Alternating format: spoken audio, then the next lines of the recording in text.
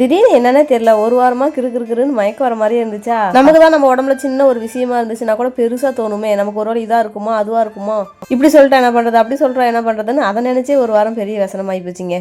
சரி, ஏன் நம்ம தூக்கலாம் அது இது யோசிச்சுட்டு இருக்கணும், போய் ஒரு பிளட் டெஸ்ட் எடுத்துடலான்னு சொல்லிட்டு லேபுக்கு போயிட்டோங்க. போற வரலையுமே ஓரளவுக்கு தெளிவாக தான் இருந்தேன். அங்கே போய் அந்த ஊசியை பார்த்தோன்னே வேணான்ற மாதிரி ஆயிடுச்சு. கூட்டிகிட்டு போன மனுஷன் சும்மா விடுவாரா, உட்கார வச்சு பிளட் டெஸ்ட் எடுத்தாச்சுங்க. டெஸ்ட் எடுத்து பார்த்தா 11 பாயிண்ட் வந்து பிளட் இருக்குது. இருந்தாலும் அது வந்து கம்மின்னு தான் சொல்கிறாங்க. கன்சீவாக இருக்கும் போதெல்லாம் 9 பாயிண்ட் 10 பாயிண்ட் இருந்தெல்லாம் நம்ம டெலிவரி முடிச்சிருக்கோம். 11 பாயிண்ட்டுங்கிறது எனக்கு அதிகமாக இருந்த மாதிரி தான் தெரிஞ்சிச்சு. இல்லை எனக்கு வந்து பிபி செக் பண்ணுங்க அப்படின்னு சொன்னேன். அப்புறம் பிபி செக் பண்ணி பார்க்கும்போது தான் தெரியுது லோ பிபிங்க. அப்புறம் சத்தூசி போட்டுக்கோங்க, குளுக்கோஸ் போட்டுக்கோங்க, பிபி நார்மலாக வரும்னா சுகர் அதிகமாக சாப்பிட்டுக்கோங்க, உப்பு கொஞ்சம் சேர்த்து சாப்பிடுங்கன்னு சொல்லி அனுப்பிவிட்டாங்க. சரி, ஒன்றும் பெருசாக இல்லைன்னு சொல்லி மனசை தேத்திட்டு வீட்டுக்கு வந்தாச்சு. வீட்டுக்கு வந்தோடனே ஒரே மழையா. அத்தை வந்து பார்த்தீங்கன்னா சுட சுட பஜ்ஜியும் இனிப்பு போண்டாவும் சுட்டுட்டு இருந்தாங்க. குழந்தைங்களுக்கெல்லாம் கொடுத்துட்டு நானும் சாப்பிட்டுட்டேன். அதான் செவ்வாழை தார் விட்டுருக்குதுன்னு நினச்சேன். இந்த அடிக்கிற காற்றுக்கு மழைக்கு அதுவும் தாங்கலைங்க, உடஞ்சி விழுந்துருச்சு. ரொம்ப வேதனையாயிடுச்சு.